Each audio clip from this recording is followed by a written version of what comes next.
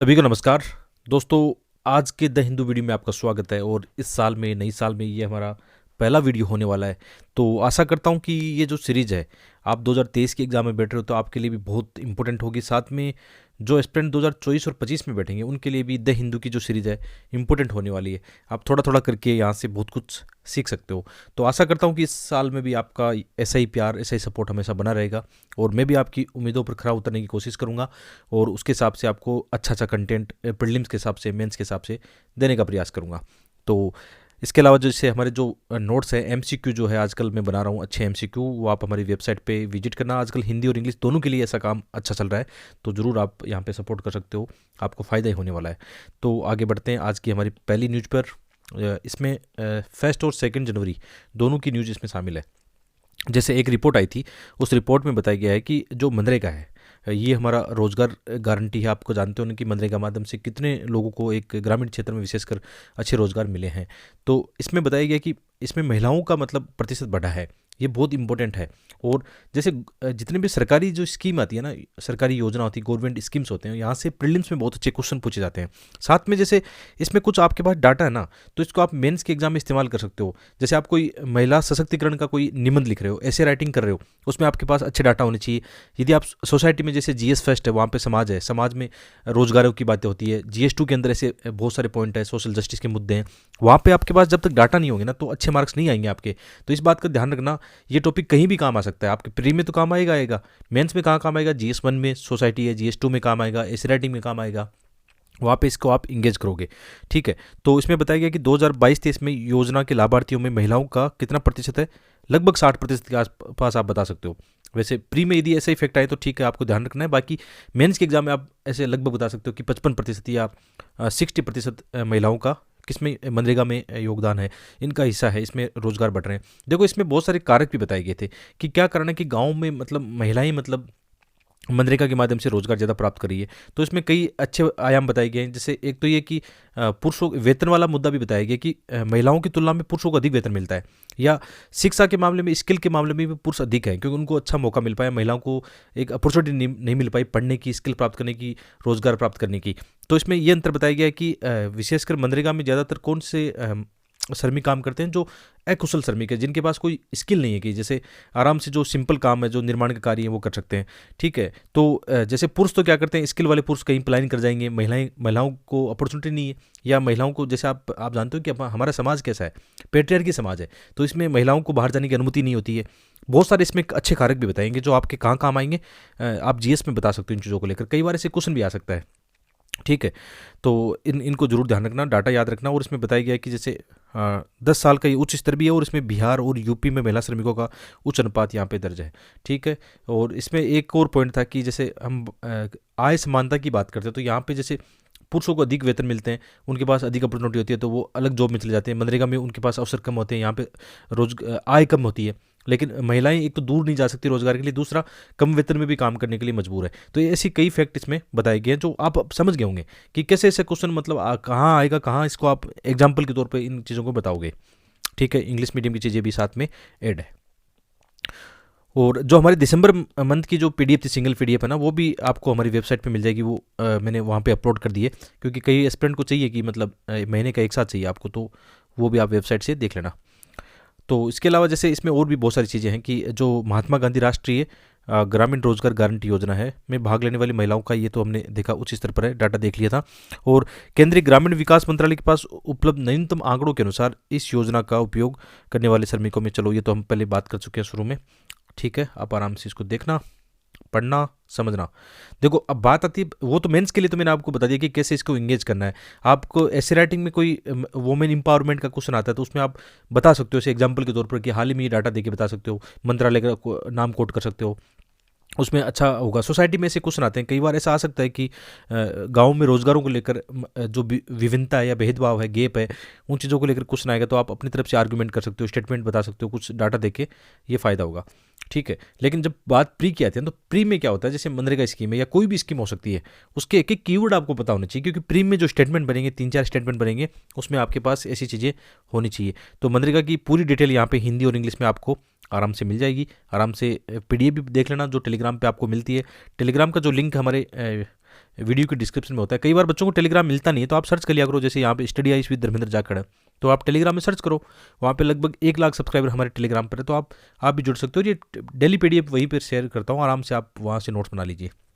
तो इसमें क्या है कि एक तो देखो, ये बात तो सही है कि मनरेगा दुनिया का सबसे बड़ा रोजगार गारंटी कार्यक्रम है। ये बात बहुत बड़ी बात है, क्योंकि हमारे देश में कितनी जनसंख्या है और कितने लोग इससे जुड़े हुए हैं, सबसे अच्छी बात इसकी है। और मनरेगा ने एक बात साबित किया था, कई बार ऐसा लगा था कि मतलब मनरेगा उतनी इम्पोर्टेंट नहीं है, कई बार इसकी चर्चा भी होती है, लेकिन मतलब वास्तव में विशेषकर कोविड-19 के दौरान ये देखा गया था, एक रिपोर्ट भी आई थी कि ऐसी यदि सामाजिक कल्याण वाली, ऐसी रोजगार वाली जो स्कीम होती है ना, वो कैसे देश की इकोनॉमी को भी सपोर्ट करती है। क्योंकि उस समय हमने ये देखा कि रोजगार नहीं थे, लोग जो बाहर काम कर रहे थे वो भी अपने गांव में लौट आए थे, कृषि सेक्टर में रोजगार प्राप्त कर रहे थे, साथ में ऐसे कोई गांवों के स्तर पर ऐसे रोजगार थे उनमें पार्टिसिपेट कर रहे थे बाद में, ठीक है, क्योंकि जो फॉर्मल इकोनॉमी है या अन्य इकोनॉमी में रोजगार मिलना मुश्किल हो रहा था, तो इसका एक बड़ा रोल होता है। और वास्तव में ऐसा कहा भी जाता है, कई बार देखा भी जाता है कि आप ग्रामीण इकोनॉमी या ग्रामीण लोगों के हाथों में रोजगार के माध्यम से यदि पैसा देते हो, तो वो देश की GDP में बहुत बड़ा योगदान करता है। क्योंकि ऐसा कहते हैं कि जो बड़े वर्ग वाले होते हैं उनकी जो डिमांड होती है, उनका जो कंजप्शन होता है, वो तो ज़्यादातर बाहरी चीज़ों का होता है कि हम एक्सपोर्ट के माध्यम से उनको मंगवाते हैं, तो उनका तो पैसा बाहर जाता है। एक ऐसा सर्वे कई बार देखने को मिलता है, तो आप ये चीज़ें ज़रूर बताना, कोट करना इन चीज़ों को, बहुत इंपॉर्टेंट है। तो प्राथमिक उद्देश्य इसका क्या है कि किसी भी ग्रामीण परिवार के सार्वजनिक कार्य से संबंधित अकुशल, देखो इसमें साफ लिखा हुआ है कि अकुशल शारीरिक कार्य करने के इच्छुक वयस्क सदस्यों को प्रत्येक वित्तीय वर्ष में 100 दिनों का रोजगार की गारंटी देता है। इसको एक कानून की तरह बना दिया कि अब 100 दिन का तो रोजगार आपको मिलना ही मिलना है, ठीक है। 2022-23 तक मनरेगा के तहत लगभग 15.4 करोड़ सक्रिय श्रमिक, कितनी मतलब ये देखो ना कितना अपनी आबादी इसमें पार्टिसिपेट कर रही है। और कार्य का कानूनी अधिकार, इसमें कानूनी अधिकार का दर्जा दिया गया है। ऐसे स्टेटमेंट बनेंगे वहाँ पे कि पहले की रोजगार गारंटी योजनाओं की विपरीत मनरेगा में इसमें साफ साफ लिखा है कि इसमें रोजगार की या कानून की एक गारंटी प्रदान की गई है। और लाभार्थियों में कम से कम कितनी महिलाएं होनी चाहिए? 1/3 महिलाएं होनी चाहिए। और जो मजदूरी का भुगतान कैसे होगा? जो भुगतान न्यूनतम मजदूरी अधिनियम 1948 के तहत, उसके हिसाब से इसमें यह भी बनाया गया कि जो न्यूनतम मजदूरी का प्रावधान भी किया गया है। और ये मांग प्रेरित योजना, यानी आप काम मांगते हो और आपको 15 दिन के अंदर रोजगार नहीं मिलता है, तो इसमें बेरोजगारी भत्ते की भी बात की गई है, ठीक है। तो ऐसी चीज़ों को बता सकते हो। और मैं खुद गाँव से आता हूँ, खेतों से आता हूँ, तो मैं अपने आसपास एक चीज़ें देख रहा हूँ कि विशेषकर मनरेगा में काम कौन करता है? ऐसे वंचित वर्ग के लोग होते हैं, जिनको मतलब हम मानते हैं कि जो शिक्षा नहीं प्राप्त कर पाते हैं, जिनके पास स्किल नहीं होता है, तो कहीं ना कहीं ये एक बड़ा रोल निभाता है। क्योंकि हमारे देश की आबादी का एक बड़ा भाग अभी भी वंचित वर्ग है, जिनको मतलब मुश्किल होता है कि एक टाइम का खाना जुटाना। कई बार रिपोर्ट हम पढ़ते हैं कि हमारे देश में 20 करोड़ लोग एक समय भूखे की समस्या से गुजरते हैं। तो ये बहुत बड़ी स्कीम है वंचित वर्ग को रोजगार देने में। और इसमें देखो इतना बड़ा डाटा आया है, तो 58% महिलाएं काम कर रही, तो कितना बड़ा मतलब ये एक रोल निभाता है। और इसको आगे भी बहुत ज़्यादा इसको सुधारने की बात चल रही है कि मनरेगा के माध्यम से और भी चीज़ें आजकल जैसे जो फिजिकल जो आजकल चीज़ें बन रही है, सड़कों का निर्माण है या स्कूलों का, इनमें बहुत सारी चीज़ें इसमें जोड़ने की कोशिश की जा रही है। तो ये चीज़ें हैं, बहुत इंपॉर्टेंट है, जो आपके प्री और मेंस दोनों के हिसाब से काम आने वाली है, ठीक है। आप आराम से इंग्लिश का भी यहाँ पे देख लेना। और जो क्वेश्चन आया था UPSC के एग्जाम में, क्वेश्चन आया था 2011 में, ठीक है। तो क्या है, निम्नलिखित में से महात्मा गांधी राष्ट्रीय ग्रामीण रोजगार गारंटी अधिनियम से लाभान्वित होने के पात्र हैं? बहुत ही सिंपल एक क्वेश्चन है। इसमें कौन पात्र है? देखो इसमें लिखा है कि केवल अनुसूचित जाति और जनजाति के सदस्य। तो हमने अभी क्या पढ़ा था ऊपर, जो अभी पढ़ के आए थे, उसमें क्या लिखा था कि इसका किसी भी ग्रामीण परिवार के सार्वजनिक कार्य से संबंधित अकुशल शारीरिक कार्य करने के इच्छुक वयस्क सदस्य। तो इसमें कहीं नहीं लिखा ना, कहीं भी ऐसा नहीं लिखा है कि SC/ST, ठीक है, कहीं नहीं लिखा है। तो अपन सामान्य दृष्टिकोण से इसको समझते हैं, तो स्टेटमेंट अपना गलत हो गया। गरीब रेखा से इसमें कहीं नहीं लिखा हुआ है। सभी पिछड़े समुदाय, ऐसा नहीं लिखा हुआ है। किसी भी परिवार के वयस्क सदस्य, देखो बहुत सिंपल है कॉन्सेप्ट। यदि पढ़ते हो एकदम चीज़ें आराम से एनालिसिस करके चीज़ों को समझ के, तो एक भी क्वेश्चन आपका गलत नहीं होगा, ठीक है। आगे बढ़ते हैं। ये देखो, ये भी आपके प्री और मेंस दोनों के हिसाब से काम आ सकता है, लेकिन प्री में आपके लिए ज़्यादा इंपॉर्टेंट है। तो यहाँ पे क्या हो रहा था, देखो सुंदरवन को लेकर कई सारी समस्या आती है कि हमने वहाँ देखा कि मैंग्रोव वनों का काफ़ी विनाश हो रहा था, बहुत सारे उसमें कारक थे। विशेषकर इसमें ये बताया जा रहा था कि जो हम वहाँ पे झींगा कृषि या मत्स्य पालन हो रहा था, वो ऐसा हो रहा था कि उसको प्रबंध नहीं था। उसमें हम कह सकते हैं कि उसमें सही से ढंग से चीज़ें काम नहीं करी थी, इसलिए सुंदरवनों में जो मैंग्रोव वन है उसको बहुत ज़्यादा नुकसान हो रहा था। तो हाल ही में वहाँ की कुछ NGO संस्थाओं के माध्यम से प्रयास किए गए कि इसको थोड़ा सा हम क्या करें, एक सस्टेनेबल बनाएं, कि हमें इन्वायरमेंट का भी ध्यान रखना है, साथ में जो स्थानीय आबादी है उसकी आजीविका का ध्यान रखना है। तो उसको ध्यान में रखते हुए उन्होंने क्या किया, ऐसा प्रबंधन किया कि वहाँ पे अच्छे से झींगा पालन भी हो जाए और मैंग्रोव वनों का भी विकास हो जाए। क्योंकि देखो झींगा पालन या जो मत्स्य है वहाँ के स्थानीय, वो विशेषकर यहाँ से न्यूट्रिशन प्राप्त करते हैं मैंग्रोव वनों से। तो ये इंपॉर्टेंट आपके लिए है। जहाँ पे भी आपको लगता है कि मेंस में ऐसा क्वेश्चन है जहाँ पे आपको एग्जाम्पल बताना है, तो आप एग्जाम्पल बता सकते हो। प्री में तो आपके लिए यहाँ से बहुत सारे फैक्ट हैं। तो झींगा की स्थायी खेती के लिए एक नई पहल है, सुंदरवन में मैंग्रोव बहाली की आशा प्रदान कर रही है। कुछ अच्छे इसके क्या बोलते हैं आउटपुट, एक अच्छे परिणाम निकल कर आए हैं कि ऐसा उन्होंने ऐसा प्रयास किया और उसके अच्छे परिणाम देखने को मिल रहे हैं कि स्थानीय आबादी भी उस चीज़ से खुश है, उनके भी रोजगार नहीं छिनेंगे, अपितु मैंग्रोव वनों का भी विस्तार किया गया।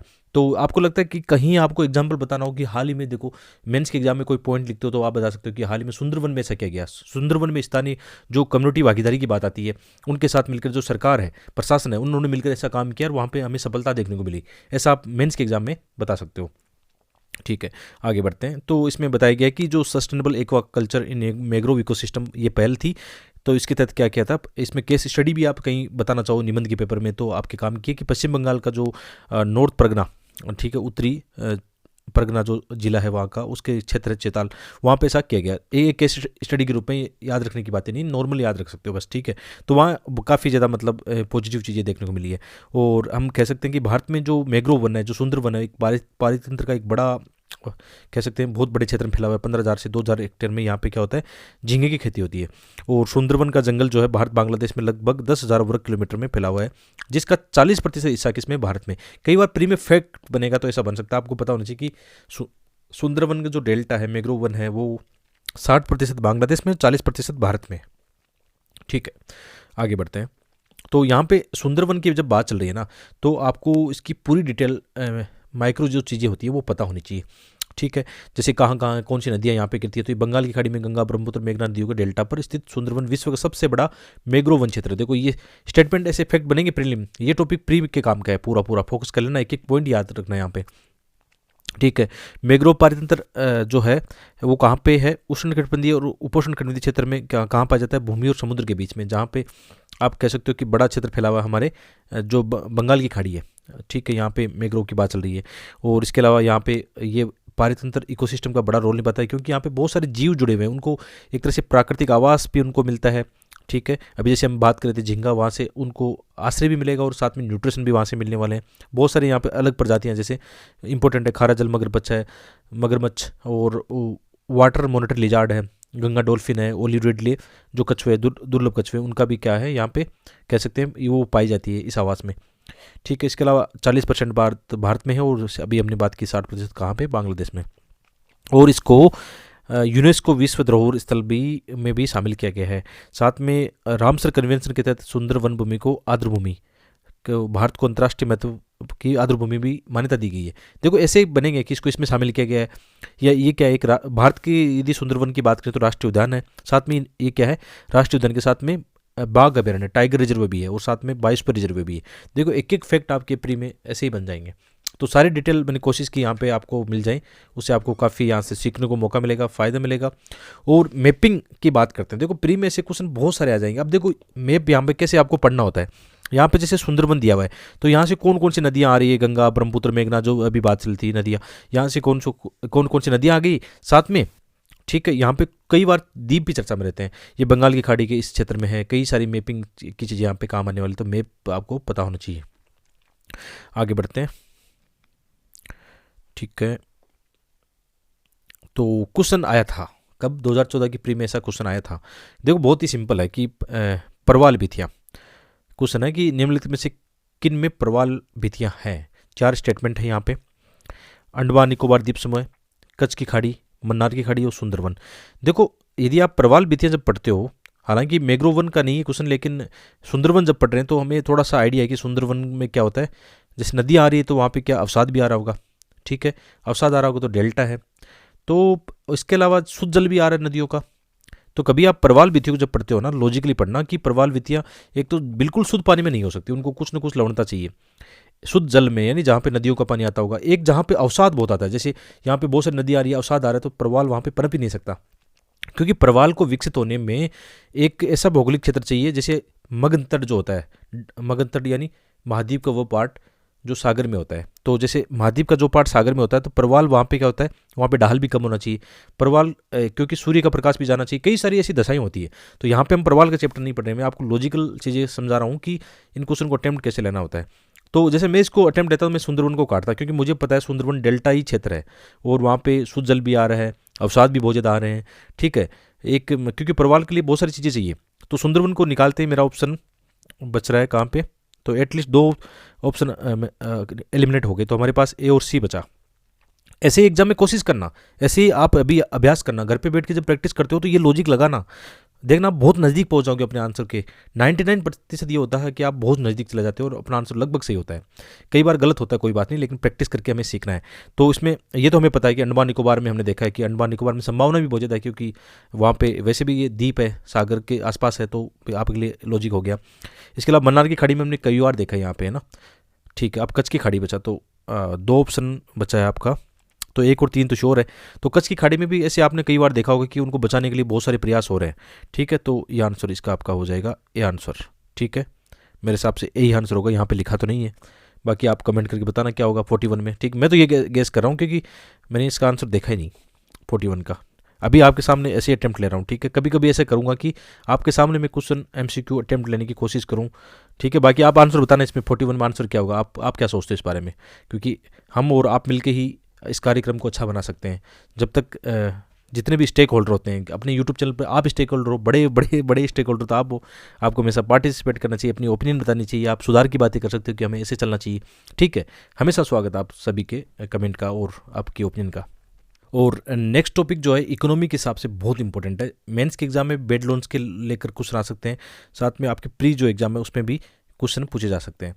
तो प्री में तो कई सारे क्वेश्चन पहले भी इससे जुड़े हुए आए हैं, वो देखेंगे आगे हम। और इसमें अभी हाल ही में बताया गया है कि हमारी जो वित्त मंत्री है निर्मला सीतारमन ने संसद में बताया कि बैंकों ने पिछले 5 वित्तीय वर्षों के दौरान लगभग कितना 10 लाख करोड़ रुपए के जो बेड लोन है उनको कहाँ डाल दिया, उनको राइट ऑफ कर दिया। राइट ऑफ का मतलब क्या होता है कि वो बैंक मतलब उनको एक तरह से NPA आपने देखा होगा कई बार कि राइट ऑफ का सीधा सा मतलब क्या होता है, इसको ऐसे खाते में डालना कि एक बार के लिए बैंक भूल गया, मतलब क्योंकि वो बेड लोन बन गया है। हालांकि इसमें राइट ऑफ का मतलब ये नहीं होता कि बैंक उस पैसा भूल जाएगा, बैंक तो अपना पैसा वसूलेगा लेकिन उसको वक्त लग जाएगा। लेकिन उनकी बैंकिंग शब्दावली में ऐसा होता है कि उसको बेड लोन मान लिया जाता है और उसको एक बार राइट ऑफ में डाल दिया जाता है, उसकी वसूलने की जो प्रक्रिया है वो आगे जारी रहेगी। तो एक तरह से ये क्या हो गया, बेड लोन हो गया। यानी बेड लोन का मतलब हो गया कि जो भी बैंक ने बैंक से ऋण लिया, तो बैंक के बीच में और जो ऋणी है उसके बीच में एक एग्रीमेंट होता है कि आपको कितने प्रतिशत ब्याज पर आपका जो मूलधन है वो चुकाना है, कितने समय के लिए चुकाना है, तो उसमें एक प्रोसेस होता है। तो बेड लोन मतलब एक तरह से हो गया कि मूलधन और जो उसका ब्याज है उसके सही समय पर वसूली नहीं होना, इसको सिंपल से ऐसा समझते हैं। और 2021-22 के जो बजट है उसमें भी एक national asset reconstruction company limited की घोषणा की गई थी। ये आपके लिए इंपॉर्टेंट है, आज का होमवर्क आपके लिए ये है, इसके बारे में आज आप जानना पूरा, क्योंकि सभी बातें मैं नहीं बताऊंगा। हमेशा आप जानते हो कि एक दो चीज़ें आपको होमवर्क के लिए दूंगा वो जो आपके लिए फ़ायदेमंद होगी। मुझे यहाँ से लगता है कि हाँ ये क्वेश्चन प्री में आएगा पक्का, तो इसके बारे में आज जानना। किसके बारे में, national asset reconstruction company limited के बारे में जानना। ठीक है, जो उसका काम क्या था कि बेड लोन की रिकवरी करेगी, जो चरणबद्ध तरीके से लगभग 2 लाख करोड़ के स्ट्रेस लोन को हल करेगी। तो अपने काम का क्या है, एक तो ये संस्था बहुत इंपॉर्टेंट है, ये कहाँ काम आएगी, बहुत इंपॉर्टेंट है। साथ में कितना डाटा आपके पास है कि बेड लोन कितना चल रहा है, इसकी डाटा भी आपके पास होनी चाहिए। ठीक है, बेसिक इकोनॉमी जब आप कोई भी बुक पढ़ते हो या किसी की वीडियो देखते हो तो बेसिक इकोनॉमी पढ़ते समय ध्यान रखना कि इन चीज़ों को जरूर देखना, जो इकोनॉमी की शब्दावली आती है। ठीक है, बाद में तो न्यूज़पेपर में जो चीज़ें आती है वो करंट अफेयर में आपकी चीज़ें ऐड होती चली जाएगी। जहाँ तक मेरी समझ है कि इकोनॉमी में क्या होता है, करंट अफेयर की प्री में बहुत ज़्यादा क्वेश्चन आते हैं। हालांकि वो स्टैटिक पार्ट से जुड़े होते हैं, 4-5 सालों से चर्चा में चल रहा है। जैसे NPA का मामला कितने सालों से चर्चा में चल रहा है, NPA के सुधार के लिए भारत सरकार क्या क्या प्रयास कर रही है, तो इसको लेकर प्री में से क्वेश्चन आते हैं। ठीक है, तो इसमें थोड़ा सा देखते हैं डिटेल में। तो इसमें बेड लोन क्या होता है इसके बारे में जानना बहुत ज़रूरी है।